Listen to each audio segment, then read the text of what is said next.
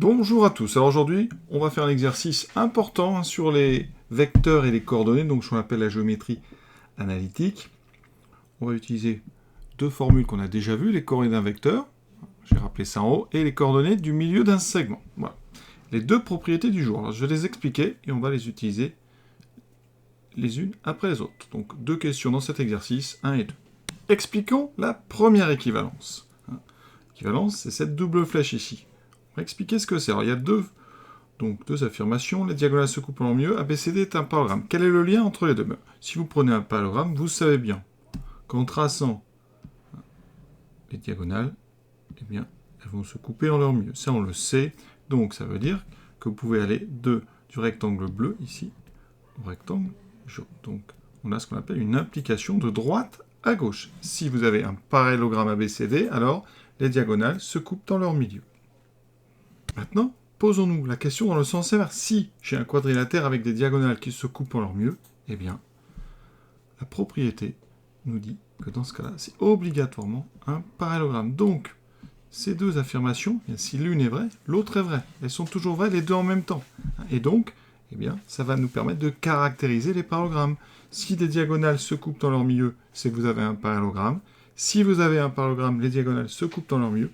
On dit en maths qu'on a ce qu'on appelle une équivalence entre les deux. Et au lieu de mettre des flèches comme ça, on va mettre une seule flèche, mais avec un double sens. On fait donc deux traits, comme un symbole égal, et on met deux flèches pour indiquer qu'on peut aller de gauche à droite ou de droite à gauche.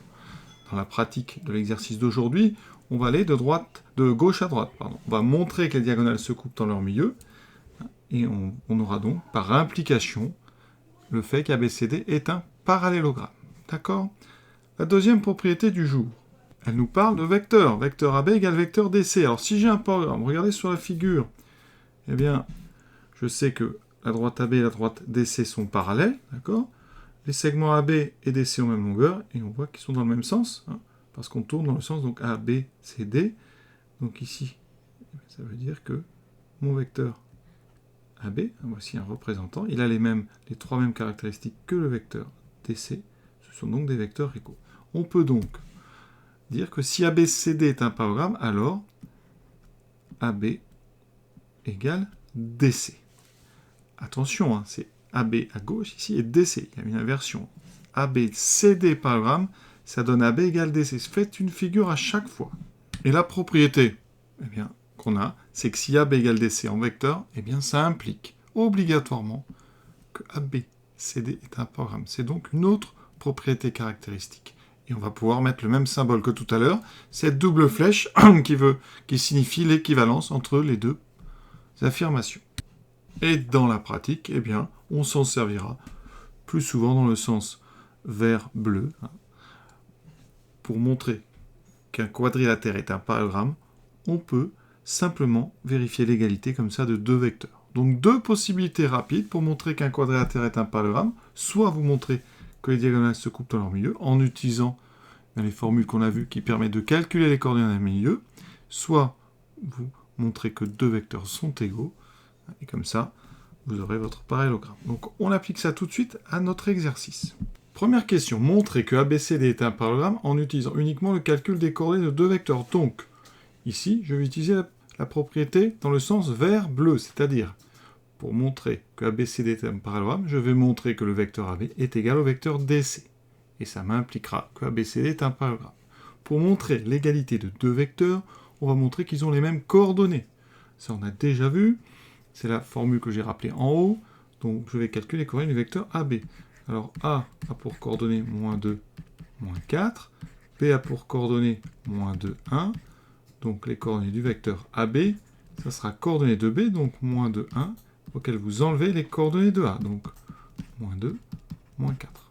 On fait le calcul tranquillement. Moins 2 plus 2, ça fait 0. 1 plus 5 plus 4, ça fait 5. Et on voit sur le dessin, la figure que j'ai laissée en petit là-bas, le vecteur AB, c'est un vecteur qui est vertical. Donc effectivement, il a bien une abscisse égale à 0. Et là, on voit sur le dessin, même si c'est petit, que ça fait 0,5. Je grossirai ça après. Ensuite, vecteur DC. Donc j'ai besoin de D, 3, moins 3, de C, 3, 2. Je veux DC, donc je commence par écrire les coordonnées du point C, 3, 2. et j'enlève les coordonnées de D. Donc 3, moins 3.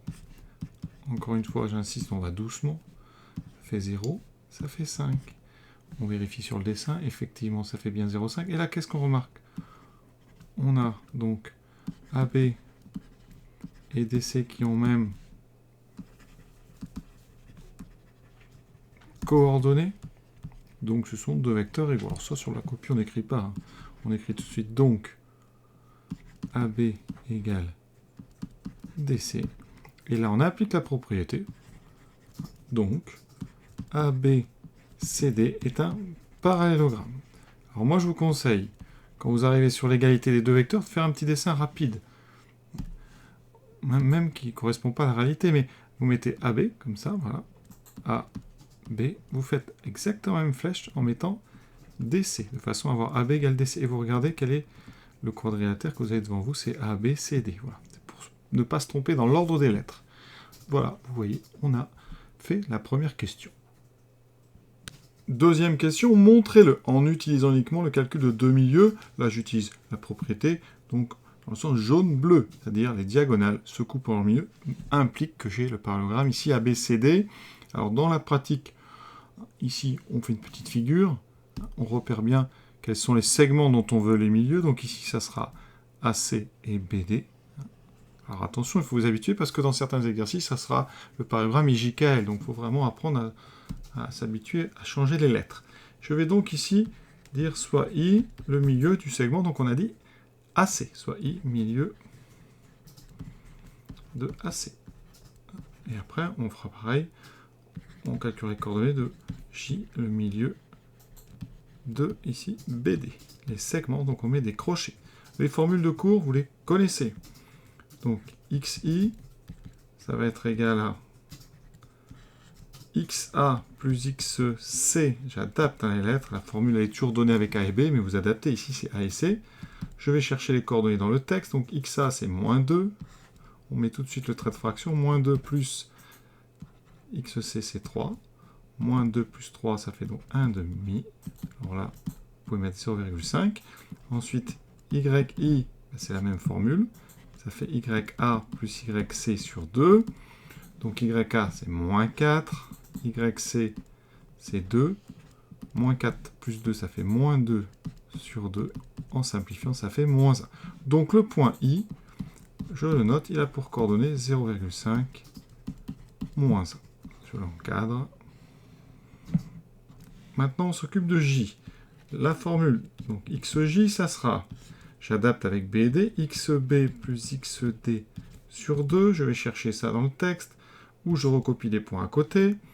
Donc, moins 2 plus 3 sur 2, ça me donne 1,5. Je trouve 0,5. Ça, c'est super, c'est ce qu'on voulait. YJ, c'est donc YB plus YD sur 2. Donc, 1 plus moins 3.